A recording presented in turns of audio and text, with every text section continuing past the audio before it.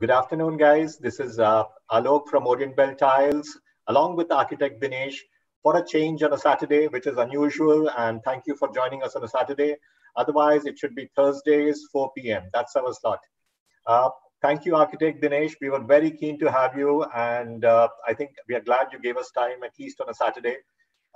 Education is a big thing, and all excited to talk to you about educational spaces.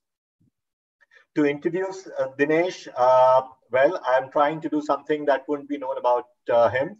He's the founder of the ACE group of architects, uh, a good man. He loves dogs, and as the serial says, a man who loves dogs is a good man.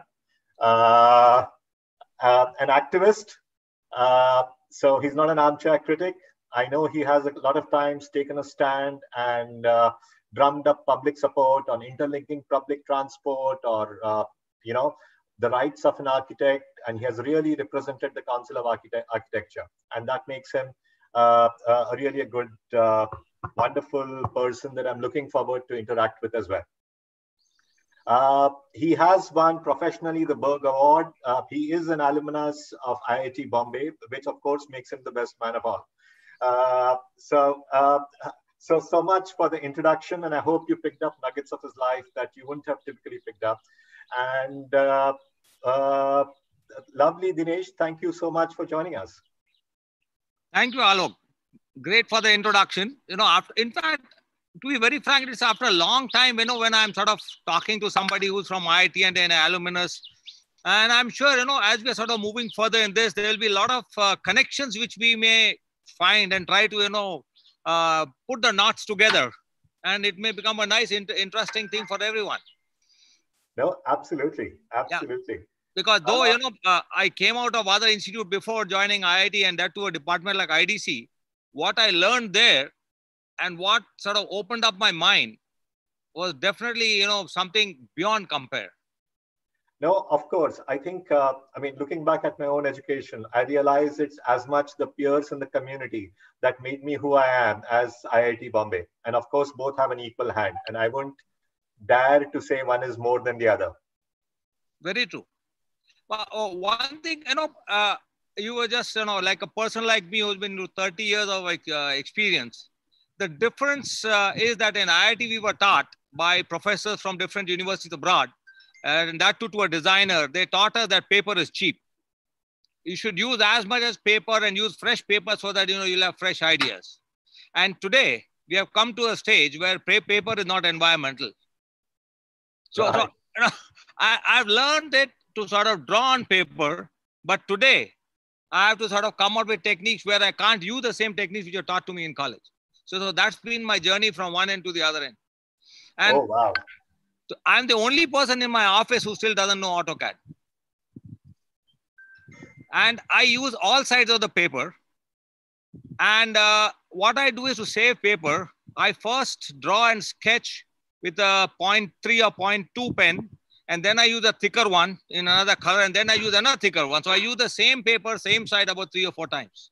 So that's the only way I can, sort of save paper, save environment, and also be in the same wavelength as what I was taught on.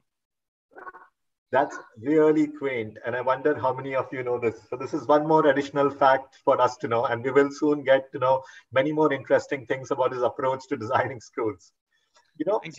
What stood out unusual, Dinesh, was that while you do a whole lot of architecture, you do convention centers, you have done all kinds of residential spaces as well. You have done almost 75 educational institutions. How did this come about? How did the first school come about? Was it by intent, by design, or just an accident? It was the third one. So, okay. We got, see, in our country, what happens is that most of the things happen in a way that, you get one project, the second one is the same line, the third one. And the moment you are the fourth or fifth, then other people, they consider that you are a specialist in that. You automatically become a specialist. Right. So we did get this opportunity much early in life where there was a time when, Bangalore was burning. We had the Kaveri riots and all that. And around that time, a couple of schools were burnt. a very unfortunate thing which had happened, but we got the opportunity to redo one of those schools. And I do remember, I walked around that school which was burnt. That was not the era when we had cameras and our mobiles and all that. Otherwise, I would have documented some of those photographs. The library, which was burned down, right? It had all the books absolutely intact, but in ash form. Ouch. It was straight out of a science fiction type of movie. Well, we did that school. The person was very happy about it. And he helped us a lot to get the second one. He himself gave us the second one, the third one. And then he started telling people, no, these people are good in schools.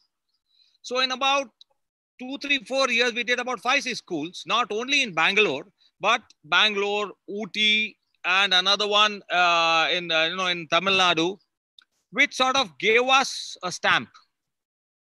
And people started recognizing us that, yes, this is one group which already knows a little bit of school. And if you go to them, they'll be able to do more of value add rather than just what we are thinking. Right, right. Fortunately, what happened was that that was the time when I think the schools which were there in the older generation, the next generation was also sort of coming in. So they were looking forward to a change. So the opportunity sort of came in again and again. And we definitely opened the doors, welcomed the opportunity, and took advantage of it. So by the way, that figure of 75 is a bit old one. Now, let me just correct you. It's 84 as on date. That's why I was hedging my bets and saying approximately 75, because yes. So 85. So yes, we need to have a party when you touch 100. And oh, sure. Right. So how do you judge that you have done a good job of designing a school? Because it's subjective. Very good. How do you know that it's working, it's good? How do you judge the outcome? Well, one of the scales which we use is a repeat design from the same client. Because every client who comes to you today is already well informed. You have the social media, you have the net, he has gone to schools. We have had new clients who have gone so many places around. We have new clients who have come to us, who have gone to other architects and found that they are not getting what they wanted. So as far as the judging part is concerned, it is the repeat clients which we get, for whom we have done a work maybe 20, 22 years back. And we are getting their schools again and again and again. Very nice. Or if we are doing a campus, for example, when you do large campus designs for international schools.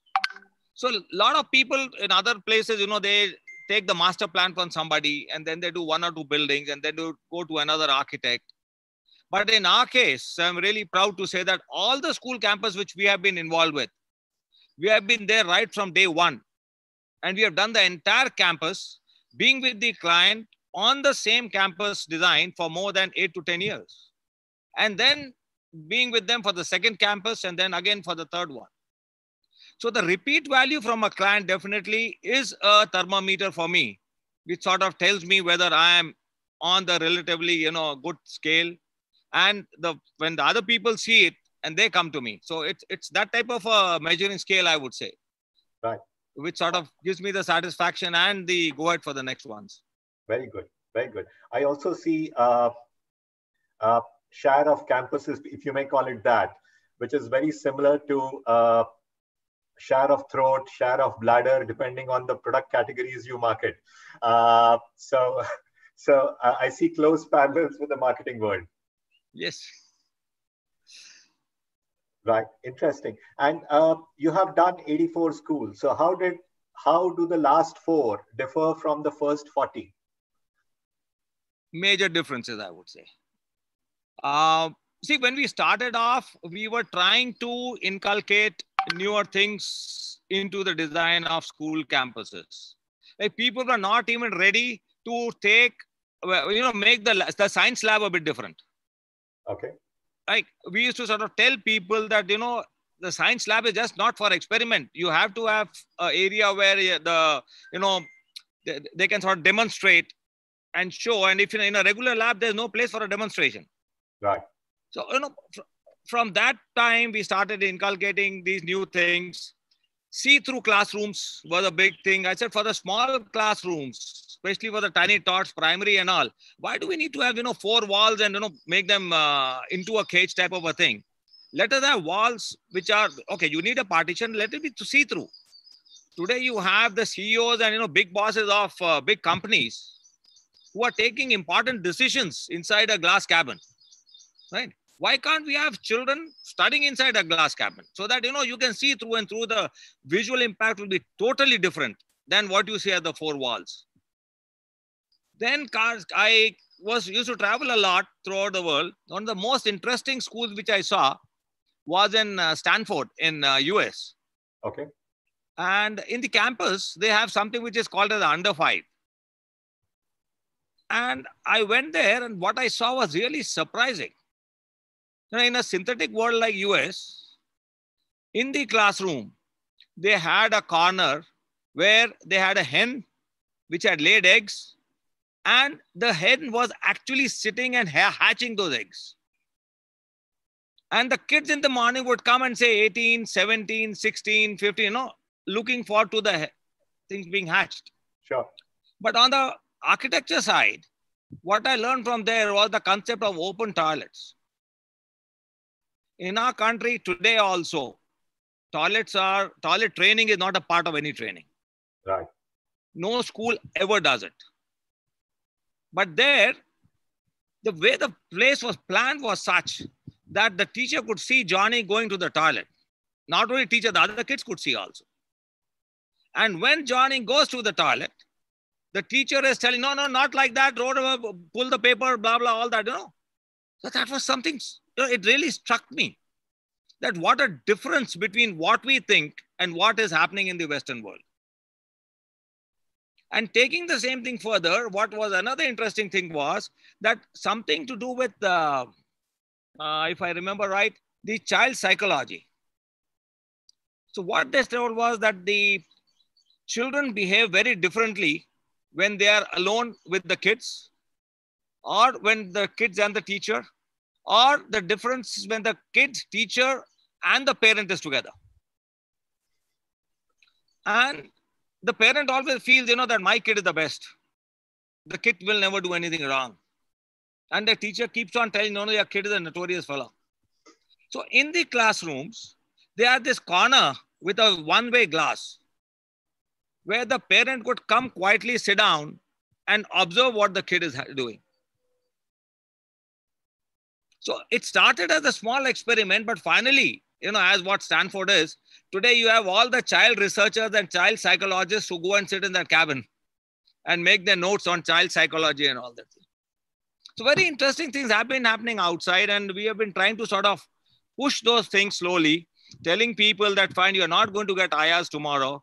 For the small kids, they're not going to wait for the short interval or the long interval to go to the toilet. They need to go when they want to. We have been sort of putting attached toilets into the classrooms with a small lobby. And interestingly, some schools took it up so well that they not only had attached toilets, but they also had a washer and a dryer next to it. Wow. So in case the kids, they wet their pants, within 45 minutes or half an hour, the kid is back into its own, fresh pant, which is washed and clean. Interesting. So it's been quite a fascinating thing. You sort of talk, you discuss, you tell that fellow, the old man will not agree, but the next generation will say, no, it's worth trying. And you need to push your way through to see that there's some difference made in the overall plan and the school environment. Yeah. I would have myself given an arm and a leg to see my own children when they were younger through a one-way glass. I'm sure that they were dramatically different in school. Yes. Then it's, only when you sort of see something like that, you realize. And the other thing is, that the schools in the West, they have been having that technology, which is freely available, that the parent can just log in and see what the kid is doing. And this I'm talking about sometime in mid 90s or late 90s type of thing. And when I proposed that here, the teachers and the principals said, nothing doing. We are not going to have it. If we have it, next day the parents are going to complain. See, I was looking at it. The teacher did not look at my kid for at least half an hour, 45 minutes. All types of complaints will start coming. And as they say, it's easy to control the kids, not the parents. So do you see schools adapting it now? In the last 4 schools, you have seen some adoption of those kind of technologies? Well, there are various issues of, I would say more than that, the safety security measures have sort of taken over more than this, what I'm talking about. Because you have the different apps now which have come. So you know exactly where your child is, whether he's in the bus or is got down from the bus and things and all. But this particular thing of seeing the classroom is still not adapted by anyone. Right. So, my kids are now a bit older. So they are in 8th standard and 11th standard. But the last 2 months have been quite unusual with me, my wife, and the 2 kids all on our respective Zoom calls in respective corners of the world. And, I thank my stars that my children are old enough and they are not a bundle, not a 3-4-year-old bundle of energy. But I have my teams whose children are at times 1-year-old, 3-year-old, 5-year-old. And I'm sure they are all looking forward for the kids returning to schools. Now, in this kind of a COVID-19 pandemic situation, how would students go back to schools and how would schools allow children to return? Well, there's one of the morning WhatsApp was sort of talking about it in a different way. It said, first let them open the Rajya Sabha and the Lok Sabha, go there and then tell the kids to go to school. Right. That was on a lighter side. But the kids are looking forward to going back to school. The parents want them to go back to school. That's true. That's true. And when you look at it now, fine, there's a short-term issue, there's a long-term issue. Yeah. Short-term, of course, we are all very worried about things. We do not know, who's with us and who's going to pass on COVID because it's not seen or whatever. So there are a lot of, things which have been spoken about. So there are these tunnels which we are looking forward to, which the kids have to pass through before they sort of reach the gate. And then starts the first point where they disinfect their hands and then they go further and then they have a pool with where they sort of put their shoes into it.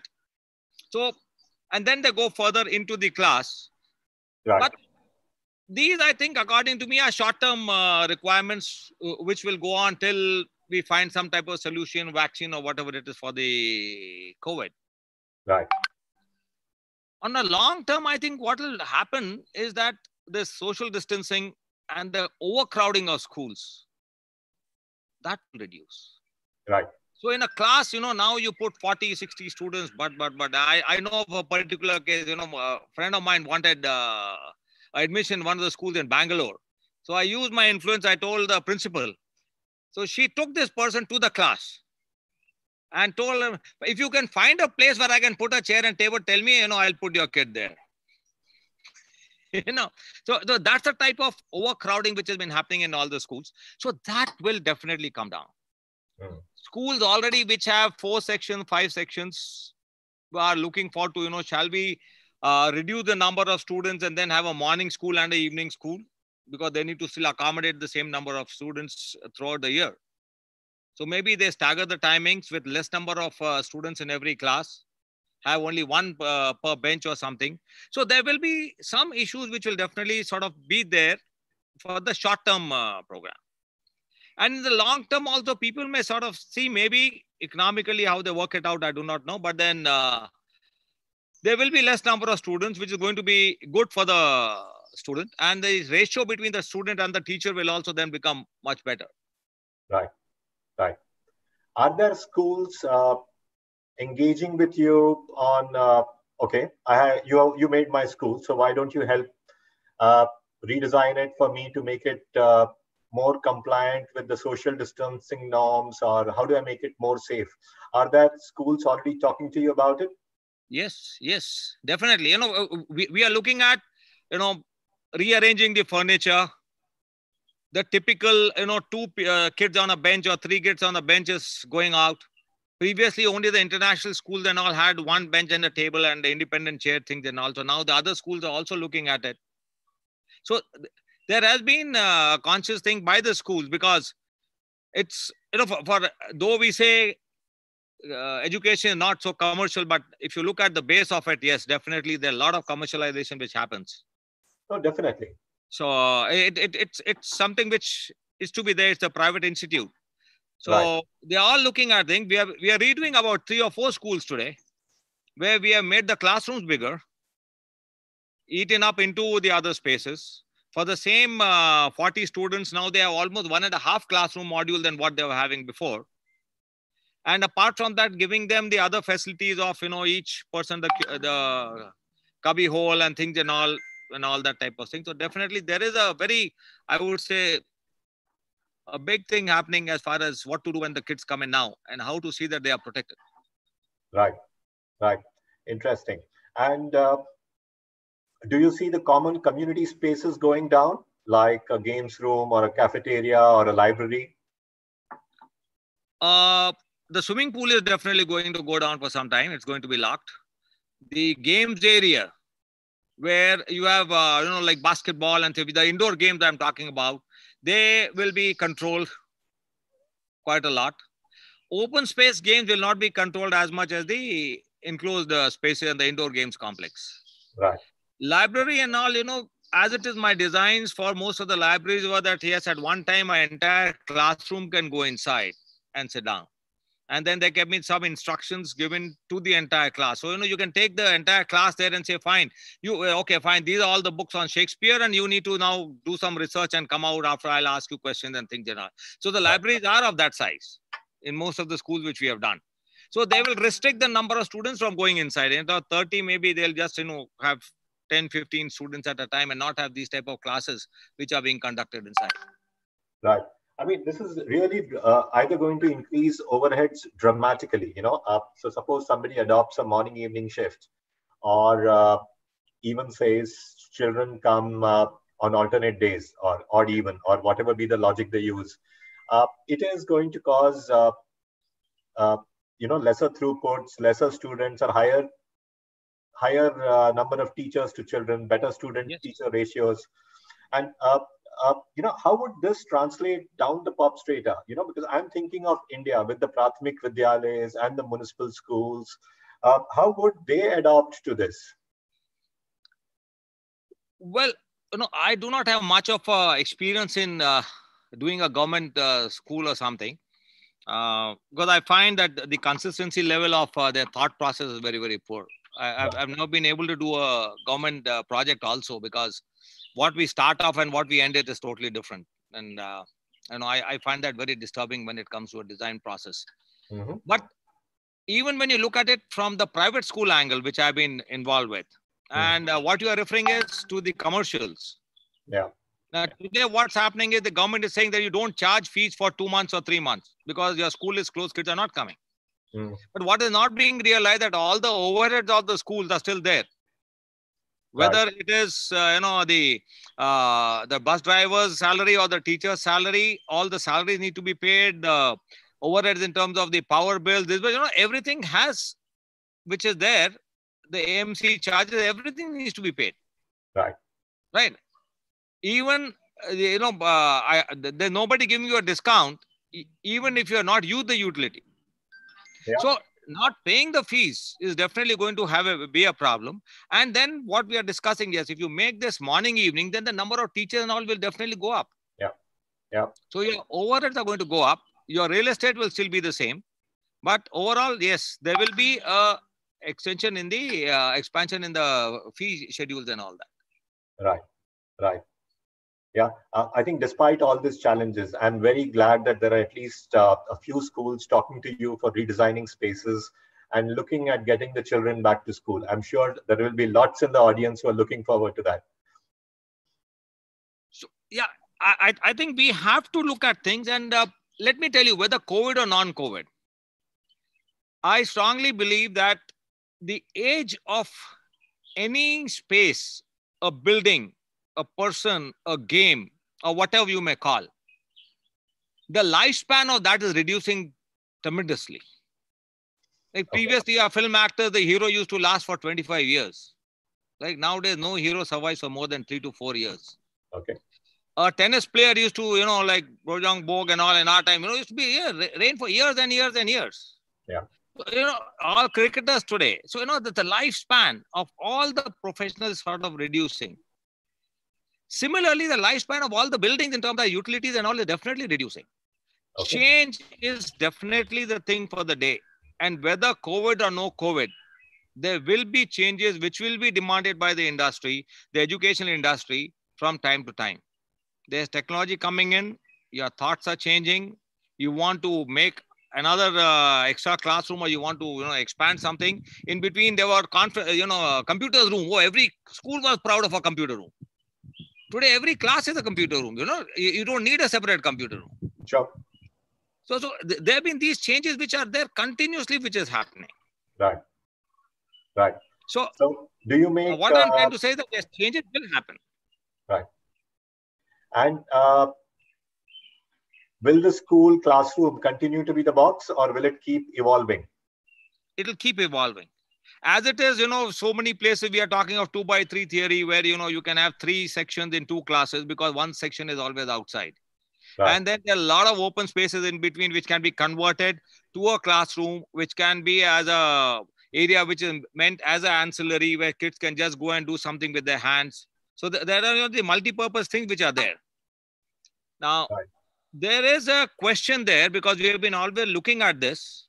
But when we work the costings of all this, we realize that depending on the real estate in that particular place, we need to take these decisions. So in a place like Bombay, for example, if I'm doing a school where real estate is very expensive, so then I do these experimental things where, a room can be converted to a classroom, or it can be like a gym, or it can be multi-purpose things.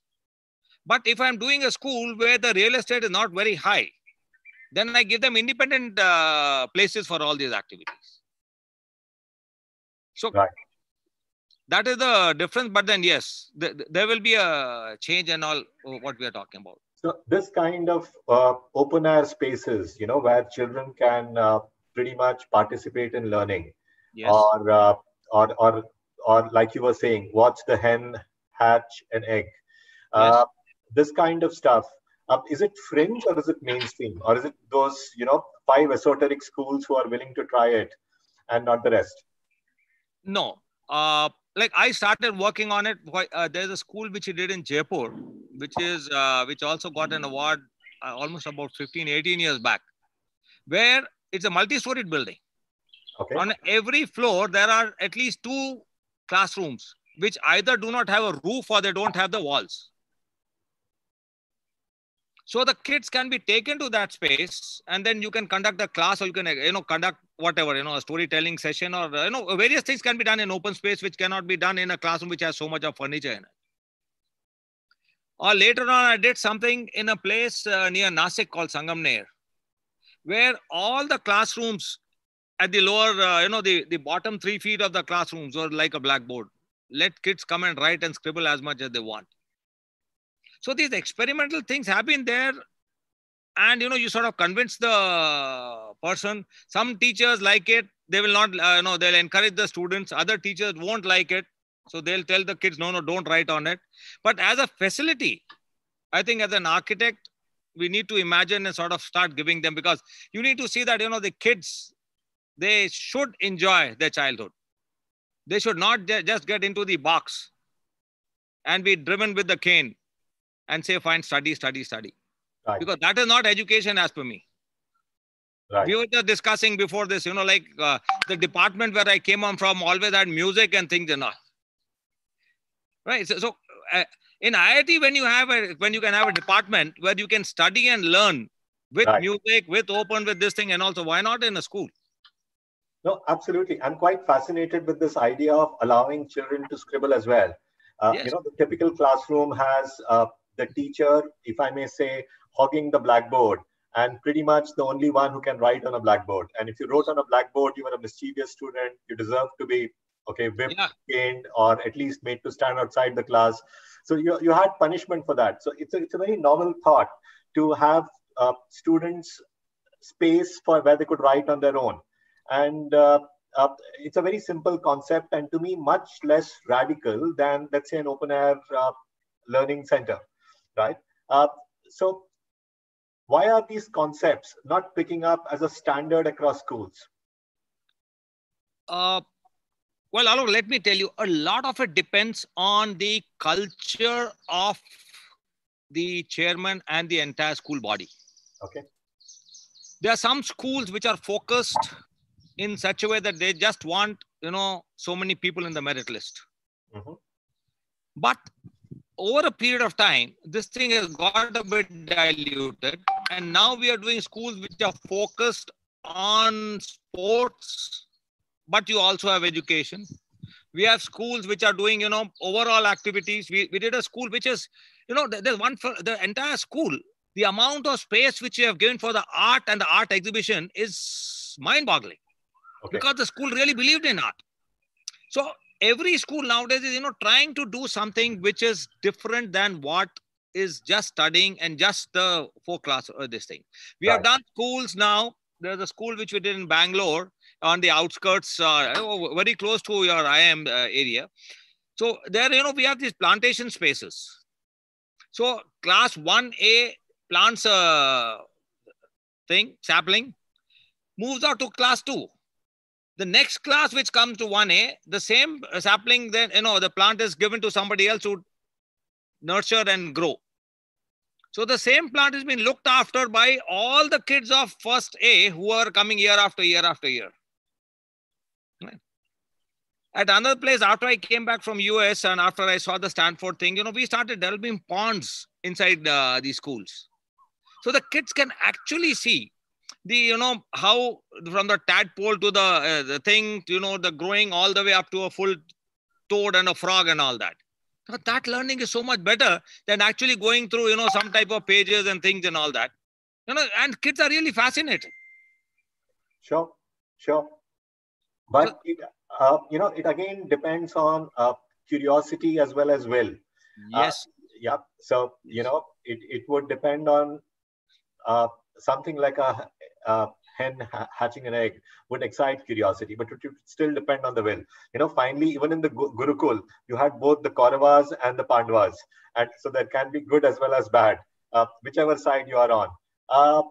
Do you see some degree of encouraging the children to find their own path even early in the K to 12, in the kindergarten to 12 standard? So more amount of Eklavya kind of a phenomena where children learn on their own, pick up their own disciplines, explore their own selves. It is happening a bit slow though. If you see, finally, it boils down to one of the curriculums which is there, whether it is CBSE, IC, IB, IGSE, whatever, the school is following. In the Indian curriculums, for some reason, around the 8th standard, right, all the art and the, things and all are just pushed aside. Then it's only science, and that's how you grow. Right. I was on the board once in one of the programs here in Bangalore, which was boasting of, so many students who have joined IIT through their classes. And there's a big audience of almost about 250, 300, both the kids who have joined IIT and their parents. And I put in a question as to, you people know that today all the IITs, or so many of the IITs, are offering you architecture, visual communication, product design, so many of these courses. How many of y'all ever thought of it? And there was not one hand which went up. Right. Right. So that shows that somewhere down the line in the school, there's no encouragement to all this. Right. Yeah. Slowly, it is picking up because what's happening is that, for example, in my own office, every year now, I get at least 2 or 3 schools' children.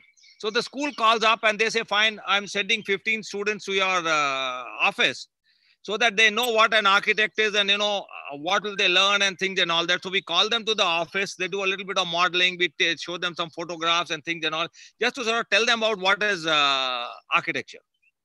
So some of the schools are definitely woken up. And in the 9th, 10th, classes type of time, they take out the Saturday half day and they're sending the kids to different professionals so that they can learn, come to know, and then they can maybe, make up their mind. Right. I think you have just answered Rajkumar Kewad's question, because he was pretty much asking the same thing, saying that a lot of schools don't give encouragement for these kind of subjects. So how could you encourage them? And I think you have pretty much answered it without, absolutely. I have another question from Bandana Jain. I've seen her as a regular for most of her conferences or webinars. She says, okay, out of the 84 schools, which is your favorite one and why? Oh, a very difficult thing, because, the first one is almost about 25 years old. Okay, so at that time, I was really very happy with it, whatever it is. But then as we have progressed, we have learned, we have, moved so much ahead. We have, you won't believe it, Vandana, there was a school which I did, which was like Vidhan Sada of Bangalore. Okay. The length of the school was 150 meters. Oh, wow. And when I went there, I said, my goodness, what the hell have I done? Because the long corridor, the kids were running like anything. And that immediately made me think that, the child's speed at which the kid runs is directly proportional to the length of vision. After that, there's no school of mine, which are the long corridors. We always sort of take a turn, because then the kids are, sort of slow down and things and all. So it's such a learning process that every time we do something, we innovate something else, we move further, we feel very happy. School railings, they wanted fancy. They say, nothing doing. We don't want any fancy railing. We want only straight. The kid should not put his foot and then lean over. Right. So slowly, we've been learning so much out of things and trying to not only put it into practice, but even telling the teachers and the people who are behind the school that this is what you should have. And it gives us a lot of satisfaction, because people then tend to follow and move things. So as a favorite, I cannot put anything, but of course, there are a couple of things. Like one of the school which we have been done for the past 10, 12 years, it's been always picked up as the best school in the country. So, yes, that makes us very, that makes us feel very great. And but there are a couple of those things. So that's, yes. Good. So I have a question from Praveen Nera, and I'm, flitting between my questions and the audience questions. Sure. What is the contribution of infrastructure to the overall education system? So I think what he means is, what is the contribution of classrooms, corridors, games rooms to the overall education? Well, I thought the question of infrastructure is not the building as such, but what has gone in the building. Okay. So whether they have a smart classroom or whether they have a computer room or what, if you're meaning that as infrastructure, then I would answer it from that side. Or if you're looking at the overall architecture or the space planning, then it's a different type of infrastructure. So for example, we have an indoor sports complex. So the infrastructure is not the indoor sports complex, but what goes inside it. Right. In terms of the number of students who can use it at one time, how will they interact, whether it has just some change rooms and things, or it does have showers also. That is the infrastructure rather than just the overall complex. So sure. I would just ask for the clarification, then I can answer the question. Right. So I would take an educated guess here, so I would assume he's talking about infrastructure like a indoor sports complex, along with the shower rooms and the kind of facilities you have inside. How does it really impact the education system?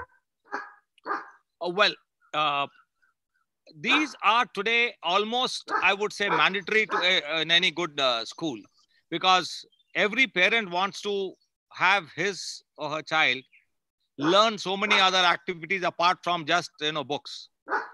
So this infrastructure, what we sort of do, which includes I would say shooting galleries and squash courts, indoor basketball courts, which can also double up as an auditorium for 750, 800 people. So all these are very much necessary, and today it's a part of the curriculum. Right. So there are schools which have I would say, the timetable. Mention that, yes, Wednesday afternoon, so-and-so time is your swimming class. Sure. So they have put it as a part of the timetable also. Right. And that is very healthy for the kid. Everybody needs to go and learn swimming.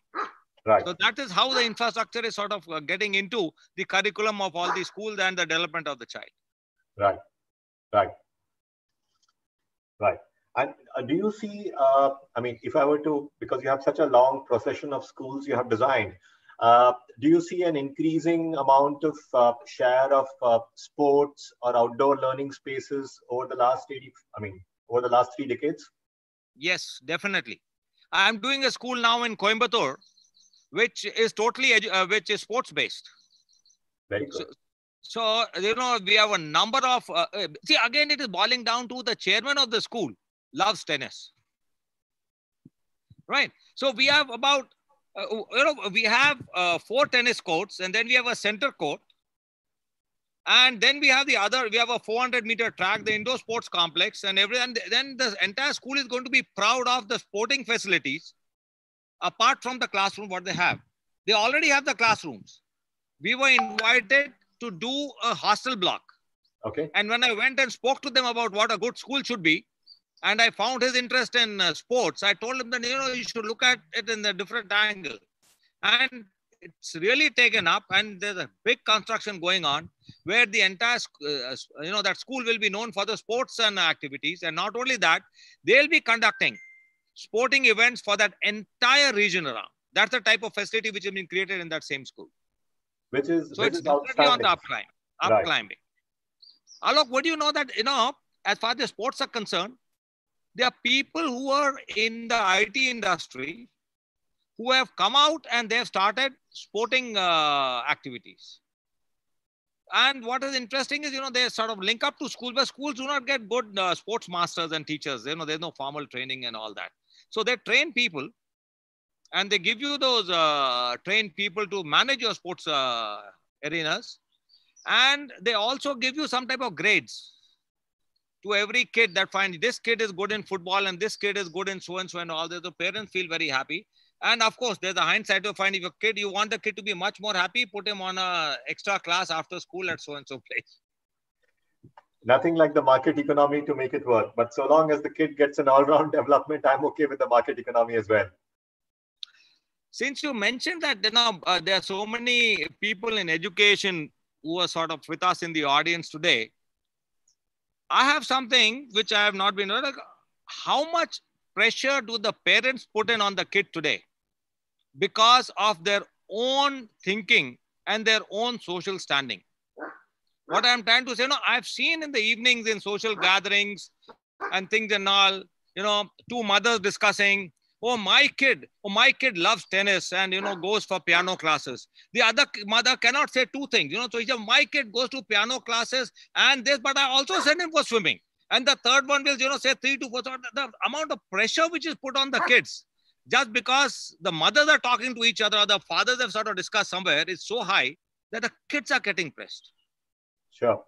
I do not know. I thought I'll ask this as to how much of this is true and how much pressure are we putting on the kids for doing things that they do not want to do. Right. I think we should have had an audience poll on how many of you are helicopter moms or tiger moms. We would not be a very popular gents on the webinar, but that would still be an engaging question to ask. I have a question from Prachi, which is, how do our universities compare with, let's say, the best global universities, be it Oxford, Harvard, or Stanford? In terms of infrastructure, again, it's not about the quality of yes. If you come to the quality of education and the type of facilities in terms of the staff and all, I don't think we are anywhere near. But in terms of the physical infrastructure, in terms of the type of conference rooms, the type of machines, equipment, electronics, all that what we have in the universities today, they are definitely world class. But because I've done 2 universities and the third one is sort of under planning, and the amount of money which is sort of spent to do the university is like nobody's business. But they also know that, yes, for them to survive and for them to be on the top, they need to be absolute world class. The other reason is that if they are not world-class in their facility, no university from outside will come and join hands with them for any program. Right, right. So infrastructure-wise, we are definitely at par. But on the other side, whether it is the quality of teaching or the other things, I would not comment. Right, right. No, really glad to hear that we are comparable. I see you most likely have one of your dog children also on the frame around you. My pet Alsatian Kaiser. Good. This is the first time we have had a canine on the webinar, and it's always a good addition. I'm sure it only makes it better. No, I thought you would say whether what does it have to say about the school, and would like to go or not. Right. Okay. A question from Vinayak Krishna. How does Indian architecture or Indian culture play a role in your design? So, are you influenced by Indian heritage? Well, as far let me take it up personally about the thing, and I've been sort of talking about it. Most of the architects and all, they have a particular style which they adopt, and quite a number of times, if you have seen the works of an architect, you go to the first project, second project, 10th project, you'll see a lot of similarity. And next time when you go, you can also make out this project is done by so-and-so architect. In my case, right from day one, we said, no, that is not going to be the thing. We are not going to have an identity which will be sort of seen or will be noted by a material or a style. So my style of architecture is versatile, I call it. Depending on the discussions, depending on the type of area what we have. So we have done schools in, I would say, pure Indian architecture, Karnataka architecture, British architecture, Roman architecture, absolute modern architecture. Pune recently we did something which are like a Spanish architecture. So we experiment a lot with different materials, forms.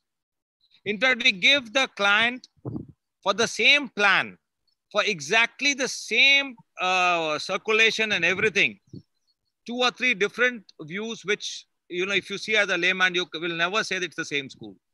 Nice. Because finally, we need to sort of create a space where when the kid goes in, he comes out with memories that, yes, my school had this type of architecture. Sure, sure. And that consistency in the architecture is something which is to be noted, and that needs to be very, very true.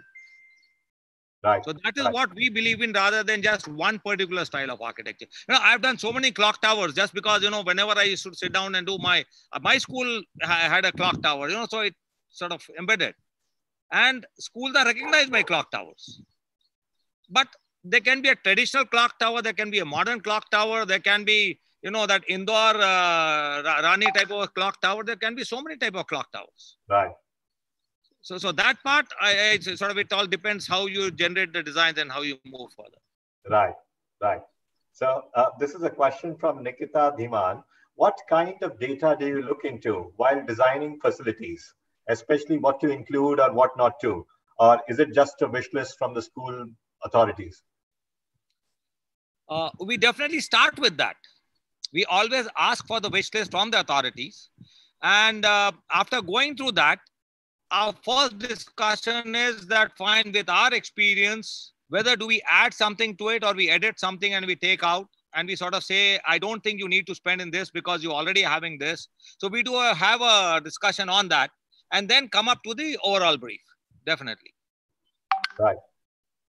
Interesting. And do you also idealize, for example, in VIT Chennai, you had really worked hard on making it sustainable as well. Do you consciously try to make your schools sustainable? Absolutely. I strongly believe in, right from day one, even before IGBC and environmental norms came in, all my schools were sustainable. They had sewer treatment plants. They had all this. The idea being that, if a kid goes there, there'll be something to learn from that. Right. And if a kid learns something, by the time he comes out of school and, graduates further, he'll definitely improve on it because that's gone in his mind. So quite a lot of these sustainable things, these, environmental friendly issues, I've been sort of putting it in as part of the landscape. So kids go around, they feel, they see the thing actually working, and that sort of sticks in the mind.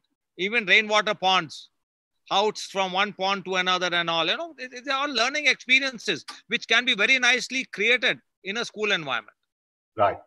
And is it easy to sell? Because the typical school would be focusing on, okay, maximizing density, minimizing cost kind of a thing. I'm sorry, I'm having a very hopelessly commercial extreme view of a You are school. talking like my clients. Okay. Yes, definitely. See, a time has come where, I even tell the client, if you wanted all this, why did you come to me? You could have gone to any other architect. And Right. that's when he gets a bang on his head. Said, Sure. oh, okay, sir, theek hai, aap bolte hai, to let us, do something. At least he listens. Right. Right. So, for example, in VIT, what you are mentioning, we were doing this, the hostels. Yeah. The hostels have a huge capacity. The new hostel which we have done has a capacity of 3,000 students. Okay. It is centrally air conditioned, 20 floors, number of restaurants and, eating places, and a full floor of, badminton, blah, blah, blah, blah. You name it, they have it. Now, for so many students to come down at one time, it's not going to be easy, irrespective of number of staircases, what all you plan. Yeah. So we had a huge stairway. Okay. Normally you'll see them in front of all these huge monumental buildings. Going up to the first floor, because the circulation pattern was, why should we take everybody to the ground floor and then let them take the lifts? Let them go up this big stairway to the first floor to decongest the ground floor. From there, they go up to the rooms. Ground floor is all your, food and facilities and all that. So very soon, when that grand, huge staircase were there, we started developing ideas on that. And finally, you won't believe it, it's become such a nice place. Every Saturday evening, there's a movie which is screened in front of it. And Nice. the kids are just sitting around. All the students are around. They are either working or seeing a movie or something. And it sort of, the landscapist fellow came in, he suggested something. So, there's so much of, I would say, playing music together. Right. In a project when we do with these type of clients. It's really interesting. It's not that everything is pre-planned and done right on day one. It doesn't happen. We sort of develop it as we move further. Right. No, I really, on one hand, I'm in awe of it. It sounds like a really big facility. But on the other hand, given the coronavirus, I'm also wondering that how do you handle a 3,000 capacity hostel, and the kind of scheduling of things you will have to do is mind-bogglingly complex. Very true. See, this coronavirus is something which has happened. Before that, all the epidemics and things and all, we never had this type of a situation. So now this, we have definitely learned, that we need to sort of, keep things smaller, sweeter, something which we can, shut off, maybe more number of smaller modules rather than one big module. That is what is going to be I think, think of tomorrow. That yes, right. You can't have everybody just going in just because you're using less land and things like that. Right. And what's going to be interesting is how do you combine this preference for Zoom or online tools with the physical infrastructure? At what stage does the teacher really add value? I think more than at what stage, the question should be at what age should this type of facility be put in for the students. Sure. Bangalore has that famous hospital called NIMHANS, National Institute of Mental Sciences. Sure. So the director has put a thing in the press saying that these type of online classes and things and all is not good for children up to a particular age. On the other side, you have people who are, like chairman of Microsoft or all the big shots, our own, who have been saying that 100% working from home is going to make people crazy. Right. So there's going to be a change, definitely. In terms of technology, what is already provided in the universities and the high schools, the smart classrooms, we have done classrooms which need a big audience. So we have a common screen in between when the students are sitting on both sides. because, these are large places where they would beam the lectures from somebody abroad. So these facilities are already existing. Okay, the technology now will sort of put in, and then they'll be using it in a different way. Right. But the basic infrastructure of Zoom meetings and all these things, and even these type of classes are already there. I don't know. There's a very interesting thing which I suddenly remember: the Dubai Knowledge Village. Mm-hmm. So the original concept was this: that basically when you're doing an educational city, the infrastructure is the same. The classroom is a classroom. Whether you teach English in it or physics in it is all the same. Right. So if you just boil it down to on a macro level, you can, in the same classroom, you can have a class from Harvard University, and after that, something which is from an Indian university. And that's why it was called as the Global Knowledge Village. And students would get into it, and they would get their degrees from different colleges, wherever they have, whichever classes they've attended. Nice. Interesting. So I have a question from Dipali Bhange. What all things should one keep in mind while designing interior spaces for schools? Well, this sounds like a laundry list, so you'll have to. So I will repeat. It's what all things to keep in mind while designing interior spaces for schools. Right. So I would divide this into three parts. We have the small kids, the primary, okay, and then you have the middle, and then you have the high. Right. And the interior would depend on the age group, because the size of the kid, the age, the anthropometry, everything changes. Right. Also, the colors and things and all become more serious as the kid becomes more and more senior. Right. So if you want a kid to concentrate on a particular thing in a very different way, especially science and things and all, then you cannot use colors which are orange, yellow, and all that. We sort of make it more subtle.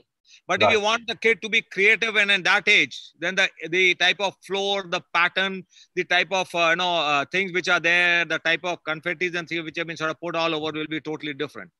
Right. So age-wise, we have these different segregations. I'm not putting the kindergartens and all because that's a separate age group altogether. Yeah. So there are standards for the height of the chair, the height of the table. There are standards in terms of the finish of the table edge, so that even if a kid falls with the head, should not get a major hurt. There are places where you should keep your bag. Now, all the school which you are doing, there are, we have the cubby holes. So the senior kids get a cubby hole with a shutter and a lock. The middle school kids, they are still not mature enough to handle the key. So they get a cubby hole with just a shutter. Whereas the small kids, the primary kids, they get a cubby hole without a shutter itself. Because, there are too many things which they sort of keep on pulling and out. So depending on the age group, the colors, the furniture, the size, everything is worked out. And even the size of the class. One thing which we have been propagating is, we have been telling schools to come out of, their favorite tag pins. All schools like to have that pin-up board, and they have these pins which, get rusted within 2-3 days. And we have seen, they're lying around and then they're getting into the kids' shoes and all that. So when we came out with the concept of putting glass and see-through classrooms, that sort of encouraged teachers to use Scotch tape rather than putting the tag pins. Nice. So that made a major difference. And today, the glass industry is with us. We get regular laminated glass in different colors and all. So all their soft boards have been now converted into different colored glasses. Right. Interesting. I like the way material is driving behavior. Yes. And that's fascinating. You said a lot about furniture, but you forget that I'm a tiling guy. So what do you expect out of a floor and a wall when it comes to designing a school? Well, okay, let me then I need to always sort of put it into parts. The floor in the corridor is different. The floor in the classroom is different. The floor in the toilet is different. The floor in the lobby is different. Sure. So you expect larger number of kids going up and down in the corridors. There is more pushing and pulling and all in the corridors. So you need a floor which is more matte finished, where the kids won't slip even if they are running. In the classroom, you need more reflectability. Okay. Though the parents are worried about the kids slipping and falling, but there's so much of furniture in the classroom that the kid really can't slip. So that's why we sort of always say, fine, you should have something which is reflective, light colored, so that the classroom becomes nice and bright. Right. You being in the tile industry, you have joints which are paper joint, and then you have the spacer joint. So all the corridors are always with a spacer joint, which also helps to sort of have much more, I would say, friction between the shoe and the floor corridor. Yeah. Toilets are a totally separate game. Depending again on the age group of the toilets, because now no more we have the one huge toilet for the full school. It's never the thing. So we have toilets which are meant for the primary, for the middle, and the high. And the seat also height changes, the urinal height changes. So those are the nuances. But when it comes to the tile, it is, I would say, the colors which are very important to us. And that is one place where your industry has not been doing so well. They have taken out colors from the entire industry. We just have marble finish, we have wood finish, we have, all digital prints which are coming out. But it's not only your industry. Colors have gone from everywhere. You see the cars today, you get only white, black, gray, and something, Silver. There was a time when you would get cars in so many colors. Yeah, sure. Everywhere, it's become so standardized and monotonous. So what we have been doing is that we have been trying to make patterns out of available colors and then doing different things. So we have come out with technology where we stick one tile over another to give a 3D effect in the kids' bathrooms. Put a light colored small big tile and then stick smaller things on it and create a pattern. Right. So those type of innovative things which, have been happening, where we make the toilets much more interesting. One of the architecture colleges, I did a very different type of thing. Normally we are used to urinals and your hand basins and all along the walls. So I designed all the urinals right in the middle of the toilet. And it's literally, 3 people, like the Benz formation. So 3 kids can actually stand, they're urinating and they're talking to each other. Right. Rather than, you being side by side all that. The idea is that, just to sort of tell people that, yes, a toilet can be this way also.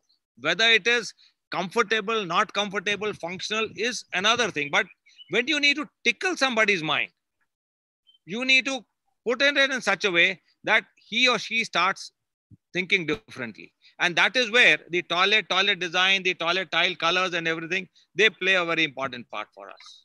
Right, right. And do you think that you will increasingly have a demand for smoother floors or stuff that can be sanitized easily as against, rough kind of things, which will always be difficult to sanitize? Very true. In fact, technically speaking, the satin finish or the matte tile does have this problem. See, in India, we do swabbing. Yep. Now, in swabbing, what happens is that the cloth which is being used to swab is not really very clean. Right. So the fine dust goes and settles in all those matted areas. Right. And very soon the color of the tile becomes very dull. Yeah. Yeah. I think the other challenge, which we have also seen in hospitals, is finally mopping or swabbing is done by a human. And that comes with its own efficiencies and shortcuts. Very true. How do you keep it clean, even if somebody is doing a 70% job? Yeah, but what you are saying is definitely true that, yes, now we look at surfaces which are much more easier to maintain. With just a spray or something, you can, desanitize it. We can just, kill the bacteria and see that we make the place much more hygienic for the students to be in. It's definitely going to be much above. So whatever level the hospitals were, the schools may come to that level and the hospitals will have to go up to the next level. Something like this is definitely bound to happen. Right. No, I can imagine. Here's a question from Shivon. I'm reading it, so I haven't read it before. So post-COVID, world will see more virtual and online classes. Virtual is the future. how will that impact architecture of colleges and schools in terms of planning and designing? Well, virtual classes, virtual thing, definitely there will be an impact in the senior learning. You can have senior teaching and learning with all these, but when it comes to the junior schools, I do not think it's going to really impact the school going and the learning what is happening there, because it's very clear, like till the children are together, till they push each other, till they, take the pencil from that other fellow's box and runs away, it is not education. Right. The other thing what is happening is that in all the recent thing, it was really surprising. The online classes for smaller children, more than the child, the mother is attending it, or the father on the other side. And they are saying the teacher is not teaching well. Now, the question is the teacher is teaching for the kid. So the kid has to concentrate and ask the question, not the parents. Right. Right. And the teacher on the other side is feeling uncomfortable because he or she knows that my audience has changed. So, it's going to be a bit odd for small classes, primary, middle, and all that. Till this, we all say humans are social animals. So, till the social part gets in, the learning process will definitely not be complete. We cannot have, even if you go back in history, you mentioned, the Kauravas, Pandavas. The kings could, definitely afford the guru coming to the palace and teach the kids. They never did it. They always sent the kids to wherever the guru was. Because full learning cannot be done in the comfort of your house. The kid needs to go out and learn in a particular way. Right. So the junior learning and all will definitely continue. It will improve. It will have its own changes, but it will not go back to that Zoom type of learning or just online classes. Senior, yes, because you are just learning something, you are researching something. There's an exchange. There's a much smaller group, but not the junior ones. Right. I think I would take this one last question because I'm also conscious of time. This is from Mukesh Kadam. How much do you consider the kid's psychology while designing a facility? Oh, I have to always imagine myself as a kid. And it's really a great experience. We sit down in us, I have different groups in the office and each group is doing various projects. So we sit down and we start thinking, will the kid like this? How will this be for the kid? Fortunately, what's happening is that most of my staff, they have kids who are of that age now. So I get very good inputs from them. That, oh, sir, if you like, my son likes it this way. So all those inputs are put together to design the next school. And we have to literally, go down in age and imagine something which the kid would like. Otherwise, our design is a failure. It's a very, very important part and a very important aspect of any kid design. Even you won't believe it.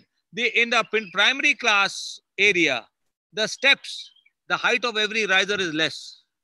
In the senior class, the height of the riser is more. It may be uncomfortable for the teacher, but then it's comfortable for the child.